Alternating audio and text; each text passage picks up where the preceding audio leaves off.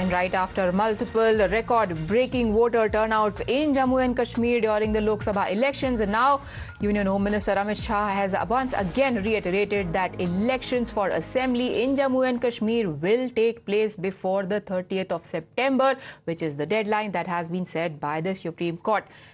Home Minister Amit Shah has spoken to a news agency, the PTI, and said that after the elections have taken place, have been conducted, statehood will also be granted. My colleague Pradeep Datta now joins us for more details about this declaration. Pradeep, definitely a vote of confidence in the changing circumstances in the state. Now we also have a deadline.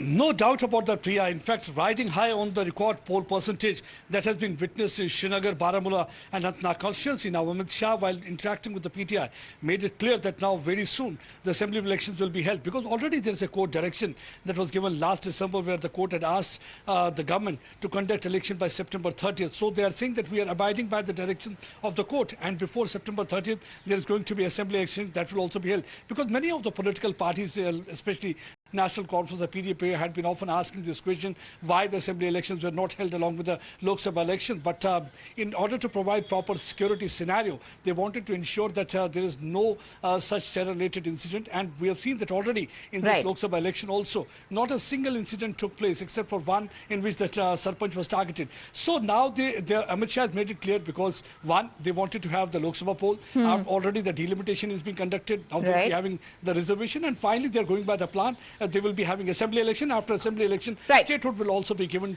to Jammu and Kashmir. Stay on with me, Pradeep, because we are now joined by Kavinder Gupta, former Deputy Chief Minister of Jammu and Kashmir. Sir, we've heard reports that Union Home Minister Amit Shah had also made a surprise trip to Jammu and Kashmir just a few days ago. What was the message to the cadre in the BJP? देखिए, BJP committed है लोकतंत्र बहाल करने को। पहले भी पूरे देश में, चाहे वो लोकल बॉडीज हो, चाहे वो पंचायत के इलेक्शन हो, यहाँ पर 13 बार इलेक्शन हुए, लेकिन हमारे जम्मू कश्मीर में पुरानी सरकारों ने 4 बार इलेक्शन कराए। अब डिलिमिटेशन का जो प्रोसेस था वो बहुत जरूरी था। जब अब वो समाप्त हो गए तो स्वाभाविक बात है कि जो कमिटमेंट भारतीय जनता पार्टी ने की है उसको पूरा करेंगे। और जम्मू कश्मीर की डिलिमिटेशन के बाद सितंबर 30 तक सरकार बने, इसके लिए हम वचनबद्ध हैं। तो गृह मंत्री जी ने जो कहा है, जिम्मेवारी के नाते ये बात कही है, तो इसमें अपनी सरकार चुन करके आएगी। तो स्वाभाविक बात है कि लोगों में जो किन्हीं कारणों से वहां पर ये लेफ्टिनेंट गवर्नर का रूल लगा था, तो अब काफी उससे शांति बहाली हुई है, उसमें टूरिज्म बढ़ा है। तो स्वाभाविक बात है कि अब इलेक्शन कराने के लिए अच्छा समय है। और ये जो लोकसभा के इलेक्शन हुए हैं, उससे साफ जाहिर होता है जिस प्रकार की वोटिंग हुई है कि लोगों ने एक डेमोक्रेसी के प्रति अपना विश्वास दिलाया है।